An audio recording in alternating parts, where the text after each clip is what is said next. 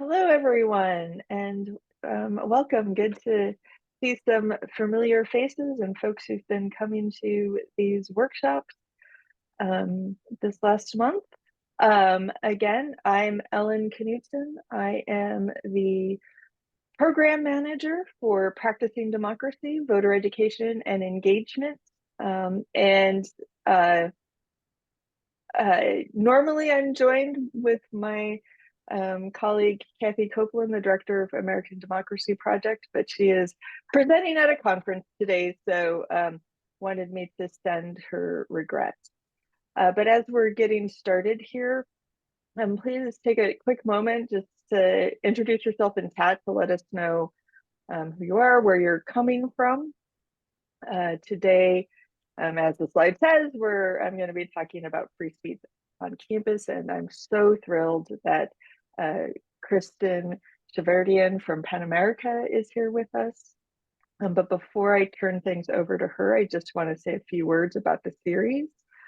For the rest of this month and then into March and April, we're showcasing speakers and projects that we hope stimulate conversation and also demonstrate best practices.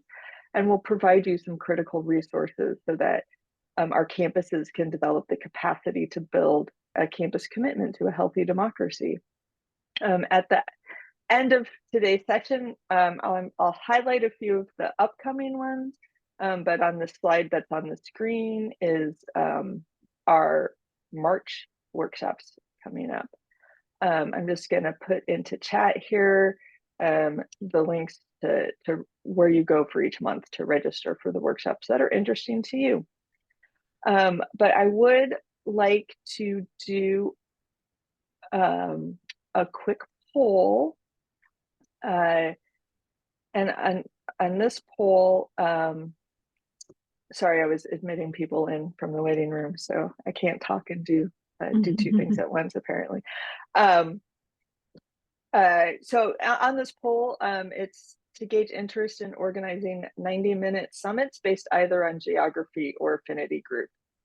So they would give participants ample time to discuss common challenges or explore opportunities to collaborate or share resources based on specific region, type of campus, or role on campus. So I'm going to launch that poll now, and I know I'm seeing familiar faces. So if you logged your interest in past workshops, you don't necessarily need to log it again. But I'll just let this run for a moment until we get some responses.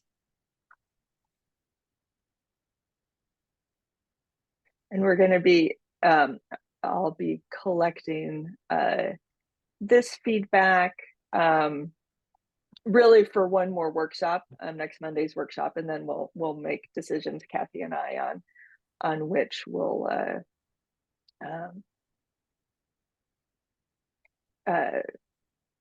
produce, and then get all of that information out to you.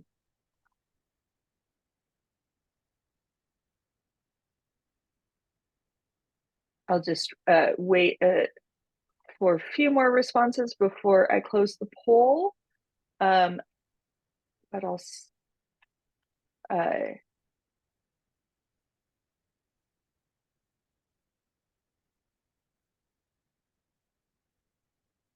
also maybe take this moment to introduce Kristen Cheverdian. Kristen is the Senior Program Manager for free expression and education at PEN America, developing campus engagements and public events related to free expression and education. Teaching's been a constant interest throughout her career. After a decade in dance and choreography, she began researching best practices for participatory art projects and how to teach art that depicts violence and traumatic events. But today is here to talk to us about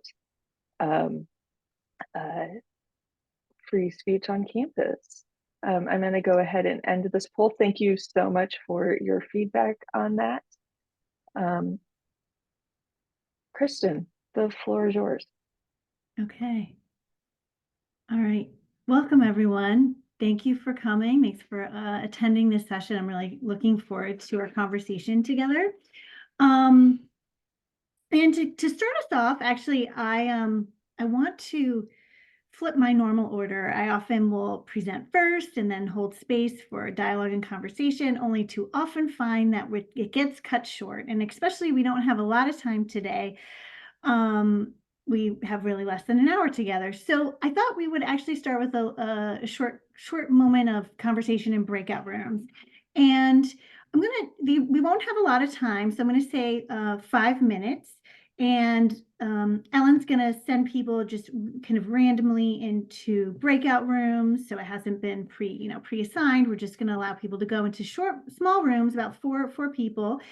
And what I'm curious about, after you say hello, maybe introduce yourself to each other. Let me put, is this question, and I've actually asked two, but you really can just answer one or talk about one if you like. But the first is really as you're thinking ahead to the fall and to the elections and kind of the theme of these workshops, what do you think your campus needs to do to uphold free speech and community on your campus?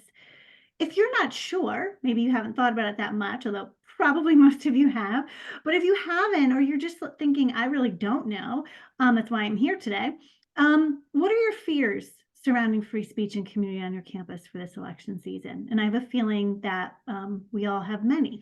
So those are sort of two questions to just kick us off. And I'm going to ask Ellen to just have people go ahead into breakout rooms. Again, these will be short. We're just kind of get us kind of talking to each other, sharing a few thoughts for about 5-6 minutes. All right. Okay, I'm going to go ahead and open the rooms. Thank you.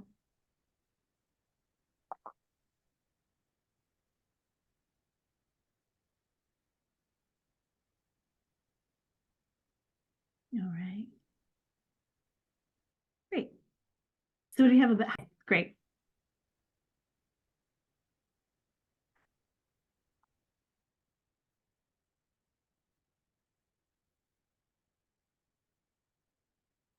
Welcome back.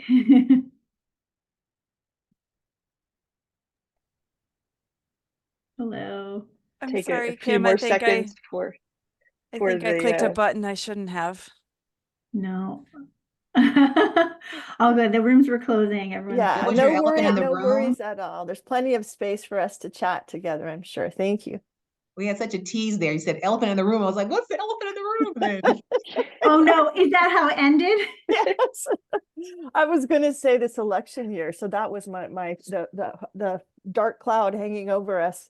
Opportunities in some ways. It could be sunlight, but it also could be something else, and so that's what I was going to say.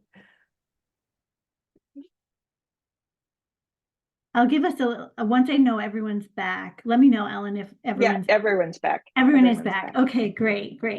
Yeah, before we dive right into kind of what I want to bring to our conversation, do a few people want to either throw it in the chat or just unmute and just share kind of a few things that came up in your group? It's a small enough group here today that I think we can give a couple minutes to this. Go ahead, John.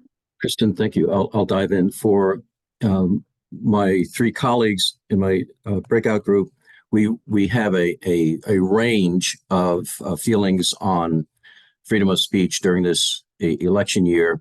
On one end, things seems to be moving along fine, have good policy in place. And a couple of us are, and I'll put myself in the second category, are concerned and working on this. We have, at Cortland, for example, we have a new, for lack of a better word, chapter of Heterodox Academy with a lot of interest and work. We have had for a few years a chapter of Bridge USA, Bridge Cortland. And in the meantime, back in October, at the end of last semester, we had an unsuccessful attempt to start a chapter of Turning Point USA, for which we'd probably need a good hour to discuss. Thank you. But thank you for sharing those. Anyone else? Groups talk about anything they feel they need, they're afraid, feeling things are going well.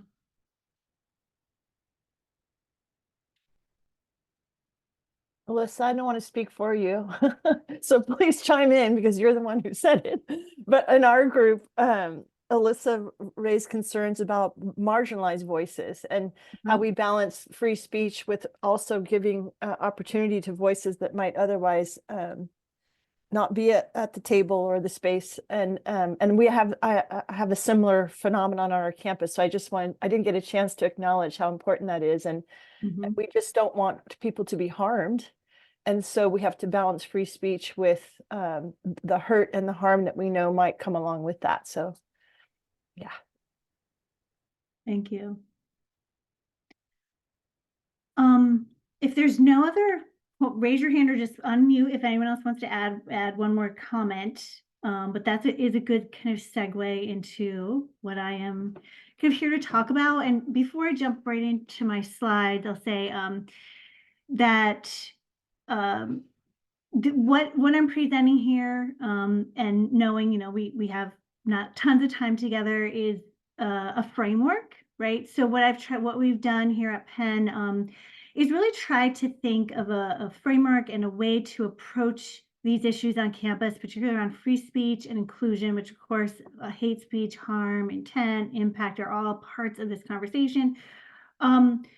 With what we're calling a holistic approach, really how you're approaching this from all angles. So there is, you know, no one thing I'm giving, but rather a multiplicity of options, of potential, of ways to go. And we've put this into kind of a framework that I wanted to share with you today. I've tried to insert some specifics so that you have some takeaways as well, but also with the idea that within each of these frameworks, of course, we could spend hours and hours digging into any one of these areas. So with that in mind, let me move over to make sure I have my screen ready for you all. Of course, I moved over to my email, so let me go right back into my like, we've been doing this for so long. Present full screen, there we go. Okay, now let me click my share button. And realize I went forward a little, but hopefully is everyone seeing my screen full? I see a thumbs up. Okay, excellent. All right. So Ellen may be dropping some links occasionally in the chat. If I miss something in the chat, and I often do if I'm on Zoom and presenting, you know, again, feel free to unmute, or Ellen, you can jump in if I'm missing a question. I also will encourage people, if I get to a point and you're like, oh, I have a great tactic for this, and you want to share something in the chat with your colleagues, feel free and do that as well. Okay, so as I mentioned, this is our kind of a holistic approach to free speech on campus. So I'm going to be presenting today our case framework. Very, very briefly, Penn America, we're a nonpartisan organization. I like to mention our mission, because I think it really informs how we approach this work with really a kind of an international lens, and of human rights, and championing that right to the right to right around the world is really our origin and where we come to with this work. So I'm just offering this image as something that we are always thinking about at Penn, right? Is this these kind of three bubbles, and holding them in the air kind of at all times, which I know you all know is the challenge, right, of this work. But how we have our law and policy framework, and that could be the First Amendment if you're public, it could be, as you know, perhaps very close to it, or whatever policies your university has in place around speech and free expression. What is our sense of belonging? How are we thinking about community, whether we're using language of inclusion, DEI, belonging, but how that is all a part of this. And of course, you know, academic freedom, our mission to uphold that, open inquiry, research, etc. on campus. And I often talk about this as, I don't see these as, you know, three lenses that I'm separating, but instead how they all actually need each other, and they're integral to each other as we work really hard to uphold all three in our work, in the work that we're doing on campuses. So you're just going to hear these as like overarching themes throughout what I'm talking about. And so always remembering, right, there's no quick fix to any of this. I'll be often talking about these. We have to be reactive, of course, to crises and to the moments we're in, but how are we aren't only reactive, how are we proactive to these issues at all times, which leads right into how we have to be consistent and sustained and really broad in scope and how we reach everyone across campus. So those are just some overarching themes for this work. Okay, so our case framework. So we're going to be thinking about classrooms, atmosphere and climate, strategic communications, engagement, and dialogue. These are words ways we've thought about this. Of course, there's all kinds of frames you can use, but the reason I like this is I'm really thinking, I think about this as a web, right? How are we reaching into all of these areas on campus, not only one or the other, but really infusing this education around free speech and inclusion in all aspects of campus life. So we'll start today with the classroom. So I don't need to read everything on this slide, but I want to say that, some of the questions that we're often thinking about when we think about what's happening in the classroom and with faculty is really how are we laying down the basis for free exchange of ideas, for inclusion, for everyone in the classroom, for raising up voices that need to be raised, but making sure that all people feel like they have those opportunities to engage. So part of that is even thinking about what is engagement, right? What is participation? How we open up those possibilities within classrooms. Often challenges that I hear with instructors, with faculty, and there can be many we could add to this list, right? But really not knowing how to intervene when there are potential tense moments, I think that is a huge one. And so what that can look like then is either not providing opportunities for conversation, or perhaps not intervening, and then some voices get heard while others don't, right? So it's how instructors get more skills around that. Another one can also be around instructors who may or may not know when to pivot away from a conversation, when to talk about issues of the day, right? Whether that's big global moments or something that's happened on your campus. So do instructors feel supported? Another huge one, and I think this is personal for me also as someone who was an adjunct for so many years, is just how do we think about adjunct faculty, contingent faculty in learning these skills and being a part of the campus community in that way? I know that can look different on a lot of different campuses. Same with graduate assistants, right? Where are they in these conversations? I often think they're left out of this conversations around free speech, around academic freedom, and around skill building in these areas. And yet often I found in some universities, they're the ones who are actually part of a lot of the dialogue and conversational moments in classes. So just thinking about who we're including in these conversations. So I've thrown down a few strategies as overarching, right, for these classroom spaces. Ground rules, good faith conversations, how we open up opportunities to participate, learning de-escalation techniques. These are broad categories. I'm going to just throw up 2 slides that have some more specifics on them as places to just get kind of our thoughts moving, right? So some of these could be specific skills that instructors may or may not use. And I never say these are in any way meant to be given to faculty as rigid, right? That they're possibilities. Everyone has to think about. Can't hear anything. Oh, was that just an accidental unmute or a question? I think it might have been accidental.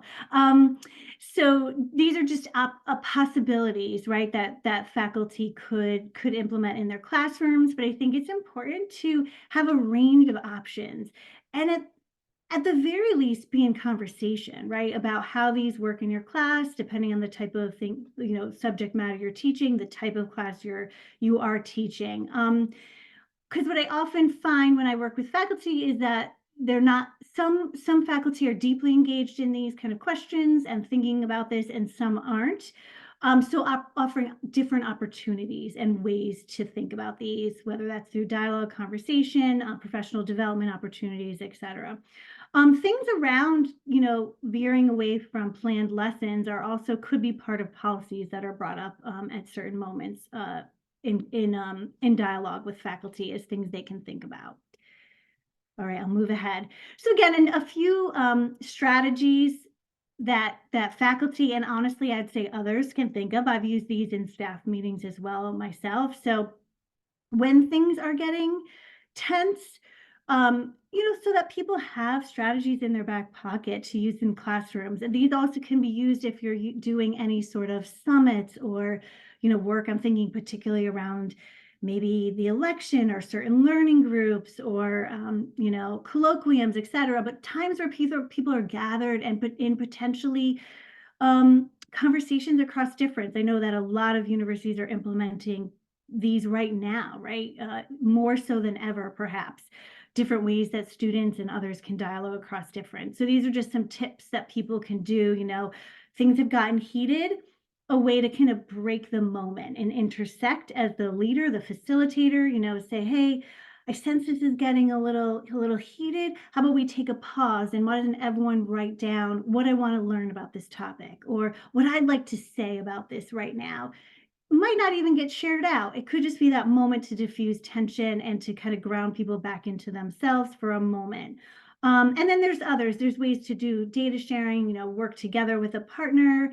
I'm a big fan of naming. I think someone said at the top when they jumped out of the breakouts, the elephant in the room. And I just feel like those need to be kind of named at times. So sometimes just saying, this is tense. What am I seeing here? This is what I'm, what is happening? Let's name it. Let's pause. So different skills in this area. I find if you feel like you have these and they're practiced, we're much more apt to then be willing to have these dialogues and conversations, right? That's not to say they're not fraught and they can't create anxiety. And those are things to personally reflect on, but certainly the more skills faculty have, the better these can go.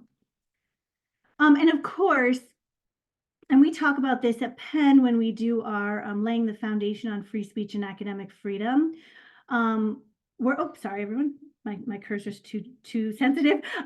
We make sure that when we are giving workshops and on free speech and on academic freedom, that people across campus, faculty and otherwise, students, staff, et cetera, do have an understanding of when interactions might be a conduct or civil rights issue. So we really want to make sure that training, that this learning is given across campus. I think we all have seen how the lack of understanding around this has really been showing up recently, and it has for sure over a long time on campuses, but really knowing that when speech is targeted at a specific individual or group, gratuitous, pervasive, and unwelcome, that there are, in fact, however fuzzy and challenging, that is to necessarily delineate a line, there are moments where we want to be raising this as a potential serious civil rights issue. So I want to always make sure that is information people do know across campus. So then moving into RA here, atmosphere and climate. So here we're really thinking about how we are responding to these tense moments. So I brought up a few that were classroom specific, right? But if we think about the entirety of the atmosphere on campus, what is your campus like? How do you respond to tense moments or to, in fact, where moments where speech, free expression has caused harm or real impact to some constituents or students or others across campus? What is the way in which you go about approaching those? And also, how are you building your campus's atmosphere and climate when you aren't even in perhaps those moments of crisis, right? That's that reactive, proactive approach to these. So these are considerations and questions. How much do you think about a restorative or punitive lens? And some campuses, I think most are somewhere in the middle, or certain instances might be leaning more one or the other. Other campuses have really moved into a restorative lens for these. So, places are different, but there's considerations to think about. And the one that I often think about too is how campuses are so actually set up and could really lean into their ability to provide education, which is more towards that restorative lens, right? So those opportunities to learn about inclusion, learn about free speech. How are you infusing that throughout your campus culture in different ways, in different moments? That could look like a course that you're offering for all incoming students, pre-work before students come into campus to learn about these issues and learn about how free speech operates on a college campus. Learn about academic freedom, which, you know, as we know, students, I think, are expected to just sort of miraculously know about academic freedom when they come onto campus. That's hopefully not your campus, but unfortunately, I found it is most campuses. So how do they learn about these ahead of time? Challenges, of course, are the social and political contexts, right, that impact campus climate. No, you could be doing an amazing job of really creating community, creating learning opportunities, dialogue across difference throughout your campus. And, you know, we're still challenged with the world we live in for sure.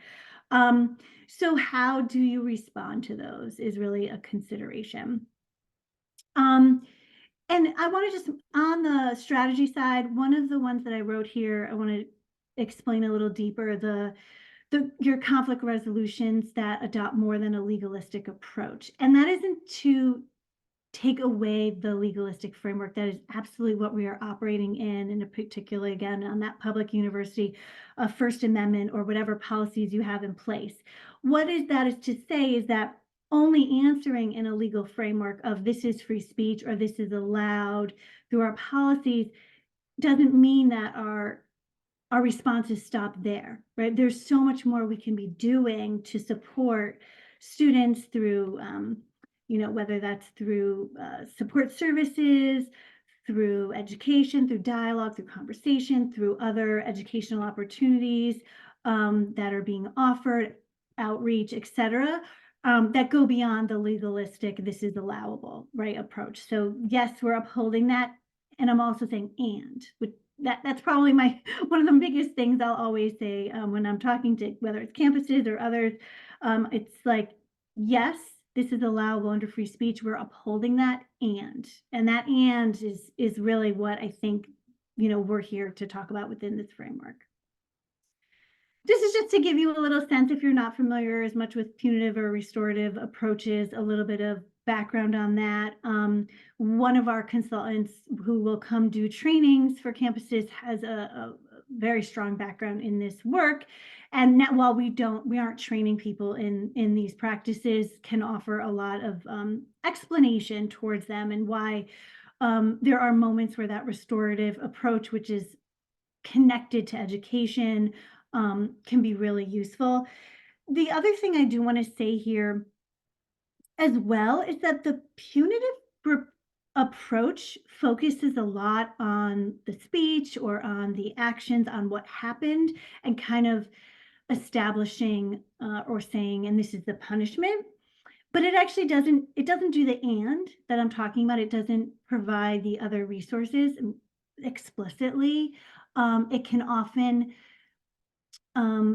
both perpetuate this expectation, and I want to be clear that I think students come with an expectation often to punishment, right? To say, when we say, what do you want to do? This thing happened. What do you think should happen? Sometimes the answer is, I want them to be fired, or I want, you know, this big punishment meted out. And so I think it can often be the role, quite frankly, often of staff who are maybe interfacing with those students, but it could be others, to be thinking about the fact and talking to students about the fact that, one, firing that professor for what they said is actually not going to happen and can't happen, assuming, right, it's within academic freedom and whatever the such thing is that happen. But that doesn't mean there's other things that can't happen. And in fact, if a person is impacted, punishment actually just affects the person who did the thing, right? But addressing the impact is much more around addressing that person in front of you or the people who've been impacted by the speech. So I think kind of changing our frame to why it's important to have less of a punitive approach, more of a restorative approach can be really useful here. And so again, again, different campuses have different approaches to what this can look like. And honestly, while it's not technically restorative work, I really do think the work of education very much falls into this, right? Learning, education, deeper dives, discussions, and certainly some people who are trained in this area, it can really go into a more specific area such as restorative chats. That, of course, is work that you are trained in, but the work of just having a conversation or being in education with people is something that universities are really well equipped to do. Now, so we're halfway through the case framework, and I want to just take a moment to pause in case there's anything that we're going to go into communications and engagement next, just so you know where we're headed. But is any comments or questions so far that anyone wants to put in the chat or raise a hand for? We could take a little pause from me talking to see if anyone else wants to join that or come up, or maybe something that you've thought of that's worked really well for you. You're on mute again.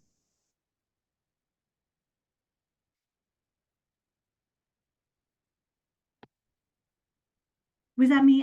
Can you all hear me? Okay, Yes. good. Okay. All right. Okay, if no one has anything you want to add, I wanted to take a moment to pause. Okay. Oh, Kristen, go ahead, John. John, again, I'm sorry for interrupting. Just a quick note that I'm trying to place all of what you're providing for us in the broader context of, in our case, as a public institution, in the context of both alumni funding and also our reputation in the greater Portland community, and obviously then as a representative of public higher education nationally. And it gets really complicated. Yeah. And thank you. Yeah, I appreciate that. And if I'm wondering if anyone else, I saw a few nods from those I can see. Does anyone want to either respond or add anything to that?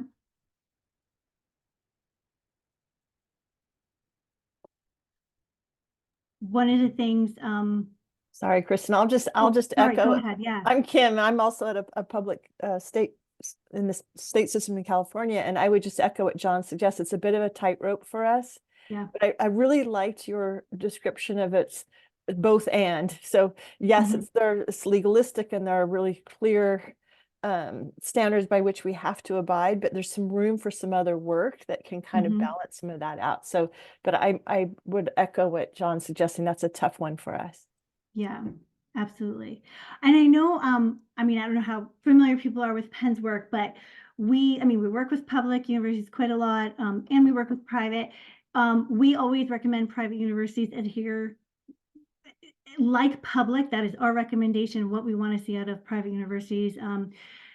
However, of course, they have a different, they can have some other wiggle, I don't want to say wiggle room, but places where they might be able to make other policy choices.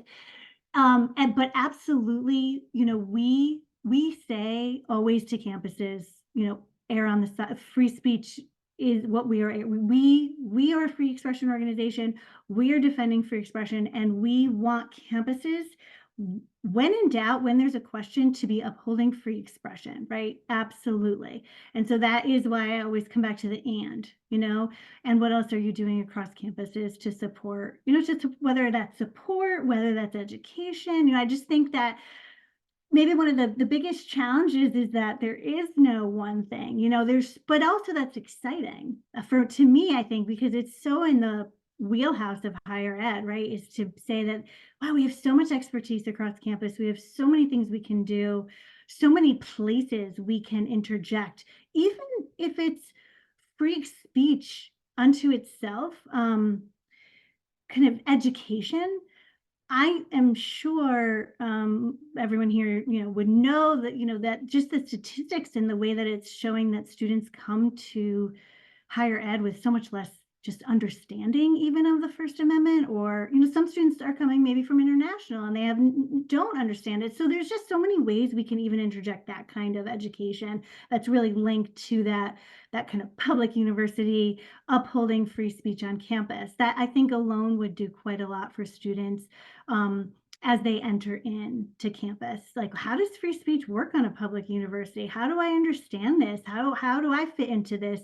And I think there's ways that kind of education could really, I think, it really, some donors would quite appreciate, right? And really think is really upholding that mission of supporting free expression. And I think even those kind of things would really go a long way. But thank you. I appreciate you bringing that up, because I know it is complicated. Yeah. And so we could talk about that for a long time, but I'll move us forward to the next two, and I'll make sure I'll keep an eye on the clock. Great. I think we're doing well here. Okay.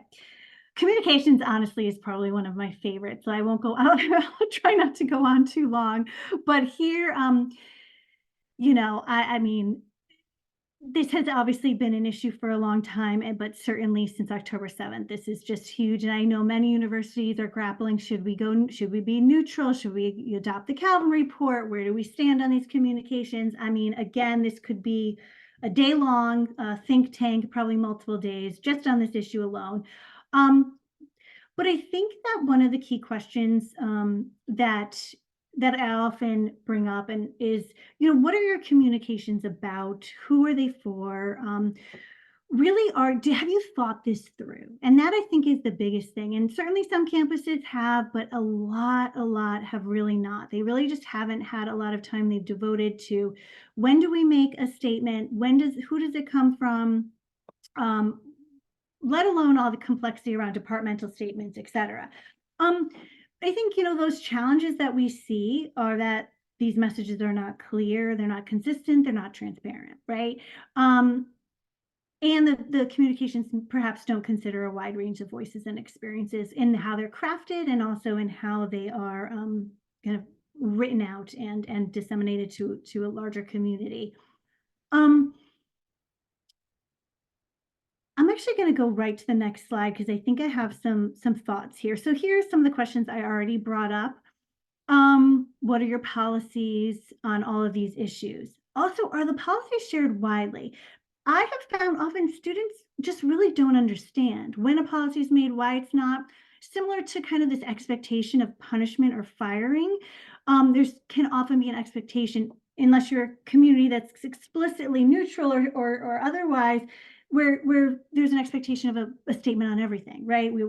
Everything needs a statement, everything, and if it doesn't, then why not? Then you're excluding, this issue or this issue or this issue. So just these are things that we want to think about, and I want to give an example. Just a few considerations here. We have a whole workshop on statements, so these are just pulled a few, I think, of the biggest ones. And while you're looking at this, I'm going to give one example of a statement I was recently consulting on, where I got, no lie, to the 7th paragraph before I even knew what happened. Now, there's two issues there. One, a 7-paragraph statement is also most likely too long, right? I mean, they were semi-short paragraphs, but I'm already like lost in the meandering, and I don't even know what's happened. So really, the beginning of these statements and engagements has to name the thing. What actually happened? What are we talking about? I think another big thing in here that I often tell universities and is empathy conveys concern. It does not convey agreement. So you can be empathetic to those impacted, you can be empathetic to various communities, and that doesn't necessarily mean you agree with that at all. Being explicit about that might be necessary depending on the statement at hand. But we want to always be, if this is a matter where we are upholding free expression, absolutely leaning in and upholding free expression. And again, we're back at the and what's going to happen? What are you going to do? But I think that those are two key things that are really important. And I also think that this transparency, it really is true. And then the one final thing I'll say for today on this topic, has to do with timing. That's why I wrote at the top, timing matters. This same statement I'm talking about was in a response to an event that people knew was happening. They expected protest. It was almost 24 hours later. No, I'd say it was the next day when I was reading a draft of the statement, and it was about 24 hours until the statement went out. That is way too long. If you know, you don't always know something, but if you do, or you have a hint, preparing ahead and convening the team is so important. And I will say also, who has eyes on it is so important. It doesn't mean you need a group of 20. No, you shouldn't really, right? But if there's an issue that impacts a certain community, not having a voice from that community to read the statement is really can often make it fall flat to the very people you're trying to reach out to. So just a few thoughts on statements. Again, I find it a fascinating subject. Okay, we've made it to E. So engagement and dialogue, and these kind of, roll back to some of the things we've talked about. But when you're really in moments of dialogue with people, and again, I know the civic dialogue has been such a big thing. And hopefully campuses are integrating this even more moving forward, which is wonderful. Dialogue does not mean agreement. Dialogue does not mean we're all coming together to find closure, to move something forward, right? It can really mean listening to each other and to having a conversation. And so I think expectation setting is so important here. Where I think in a lot of ways we've kind of come to this idea around debate and there's a winner, and or maybe we're gonna have these conversations because we're all gonna agree, or we're gonna get into this next place. But really kind of level setting that and really bringing together. Perhaps there are moments where you're bringing groups together to come to an agreement, but a lot of times in these situations we're not going to agree. But how do we still have conversations? So I think these are really important, and I think it's important to set up these moments across campus. They're great to witness others doing it. Those are great, panels that campuses can be set up that really uphold free expression ideals, multiplicity of views and voices, and model these conversations. There's ways. I know at Penn we're developing a colloquium where we're doing sort of a day of dialogue where we do prep work with students and faculty, and then come together for a day of conversation and do post work as well. So, how we set these up really matters, I think, as well. But I think that it's connected to our education around free speech. It's connected to our education on academic freedom and inclusion. And it's really important that we have places where people practice and witness dialogue. I also think sometimes reminding people that being a part of these doesn't mean talking all the time. Listening is so key. So maybe there's a better word than dialogue civic time these, but we'll figure that out. Let me know if you have ideas. Oh, and sorry, this is a tactic that can be used. I won't dig into this too much just because of time, but I have enough time to just talk a little bit about this. That when we're talking about moments where there's difficult dialogue perhaps happening, this could be in a staff meeting, in a how are we thinking about perhaps calling people in? And that can look like someone has said something in maybe a public setting, a colloquium, a summit, a classroom, maybe it's students together, but how do we kind of afterwards say, let's have a conversation about that thing you said, it rubbed me this way. What did you mean by it? It's a little bit more nuanced than sort of the call out, right?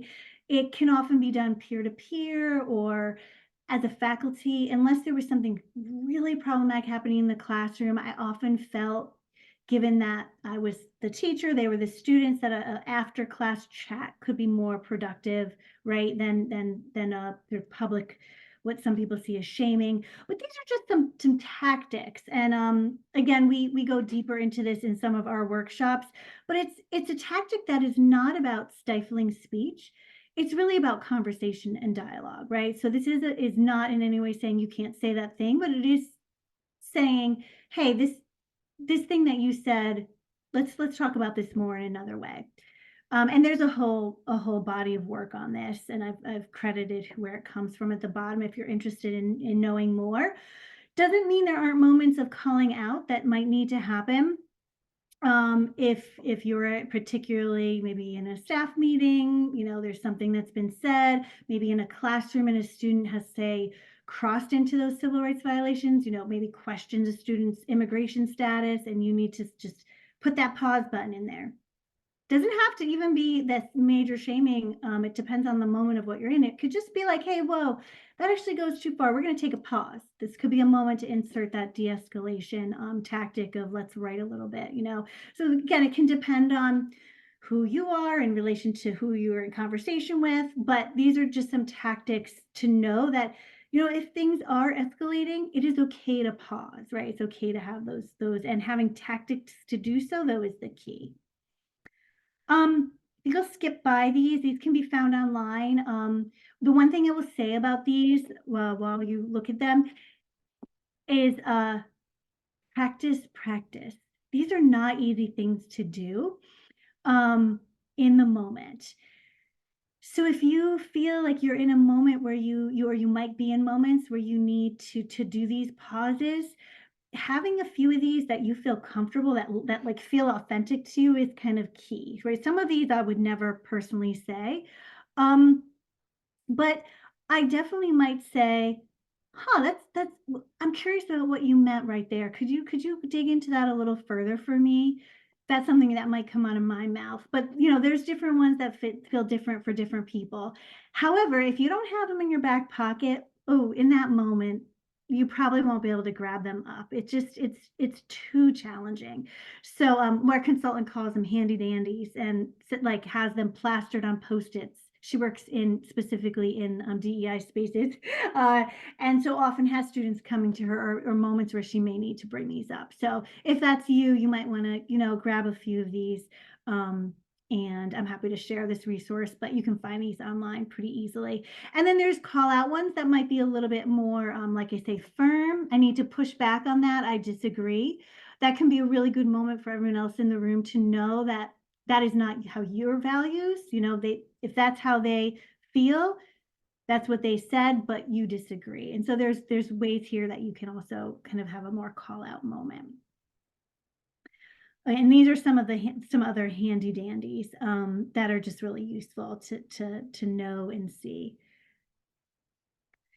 So I mentioned that we do training just to give you a sense of our workshops for faculty, leadership, and staff on foundational work, on robust conversation in the classroom, essentially what you just went through, but each of these categories dug and expanded upon for anyone from leaders, faculty, and staff. So but I provided you, like I said, with our framework, and underneath that framework, I see each of those as, has their deeper learning potential, and also has a lot of places that you can really expand ways to do this work across your campus. So again, it's not coming from just one place on your campus. We also do student programming that we've really tailored towards students, which I think is really important that we think about it. When I first started this work, I've been at Penn for 2.5 years.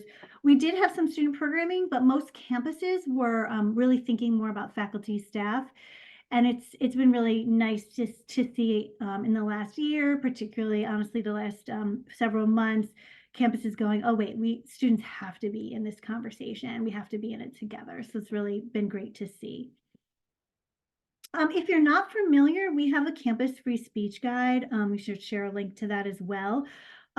We are in the process of updating this. Some of our case studies are old, but our advice is really still there. So students can access this, faculty, staff, you can kind of enter it. There's a way to click and say, who you want to look like. You are a staff, you want to read about staff issues, etc. But it really goes into all these topics. We're adding some new ones now, and we're adding new case studies, really updated to the moment that we're in, and we want to continue to make that really current for everyone. This is a great place to read about principles. And if you're even just curious, like, oh, why was that statement so bad? What did Penn think about that? You can kind of get some of that here as well. Okay, with that, this is my email. Feel free, you can find it at Penn America, but feel free to reach out if you have questions, or just even thoughts, anything at all. I'd be happy to be in conversation. We're really interested to be talking to people in higher ed. I spend a lot of my day talking to different people in higher ed spaces, all different jobs, all different, levels. And I find it's very useful for me to be hearing, for us at Penn to be hearing the needs you have and how we can best be responding to them, whether that's just with conversation or with resources. That's another area we're really interested in, is how are we developing some online resources for people outside of our guide. So hopefully you had a time to grab that. I am going to stop my share. I know I was talking fairly quickly to get through it, but miraculously, I think I've ended on time, maybe a minute over. Sorry, Ellen. I know I didn't leave a ton of time for conversation. I know Ellen has some admin stuff she has to dig into. But, as I said, my email's there. Please, I'll put it in the chat actually while Ellen administers what she needs to. I'll put my email here. So I really appreciate some time to talk with you all. Thanks so much. Right. Kristen, thank you so much. I've just dropped into chat the a evaluation survey for this session. So I hope you all take a moment to fill that out. And while you're thinking about that or clicking it so it's open so you can finish it after we're done, please, if you have questions for Kristen, this is a great time to voice them. Take advantage of the time that we once again stitching together so many things. I meant to hit screen share so that I could let you know about our very next workshop. So which will be on Monday. Adam Gizmodi and Dewey Trin from the National Study of Learning, Voting, and Engagement, or NSOL, coming to talk about how you can use their data. And I know folks are wondering when the 22 data is coming out. And, you can ask them at that time. And then on the following Monday, we'll start out in our March series. And so on that Monday, we'll be with Elizabeth Bennion at IU South Bend, and Kara Dillard at James Madison, and Elizabeth Parmalee at Metro State University Denver, discussing their experiences on helping students understand what's on their ballots. And then another very timely topic on Friday, March 8th, Lanita Johnson from Peril is going to lead us through some evidence-based strategies to prevent and address supremacist rhetoric and violence, polarization, misogyny, and disinformation on campus. So a little, will be another good workshop for us to come through. So if there are any questions, or Kristen, if you have any final words for us as we have our last 2 minutes before the top of the hour. No, we did good on time. Sorry. No, I also put in a link just to our larger Penn free speech issue page, where we also have information on, educational gag orders, the legislation, which, I know we didn't even talk about. It's a whole other piece here, but you can read there a little more deeply about how we see some of these issues and some of the resources we have overall there as well. So yeah, just again, please be in touch. I'm always happy to talk more. Thank you. All right, Kristen, thank you so Thank much. you, Kristen. Thank you. Thanks Absolutely. everyone for Bye. coming and spending an hour of your day with us. It's much appreciated. I know Absolutely. you all are busy. Ellen, you. I want to do the survey, but I don't think it's quite the right link. So, or at least it didn't work right for me. So I just want to mention that I can, I'm not sure why. Okay, let me be sure that I'm, oh no, I didn't post the right one. I posted the one from last Yeah, week. so you can follow up to all of us with that, and I'll do it. It was wonderful. Thank you I'll so just much. I'll send the right link Great, over email. great. My apologies. No, I thought I don't. was all together with my these are all the links you need to have, but you know, on those Survey Monkeys, it's like the code. It's not like it tells you Exactly. the name I and the link. know, It's I know just exactly. to Yeah, double and check the letters. I really, really learned a lot. So I want to be sure and provide you feedback. So thank you so much. Thank you. Bye. Bye. Thanks so much, you. everyone. Bye-bye. All right.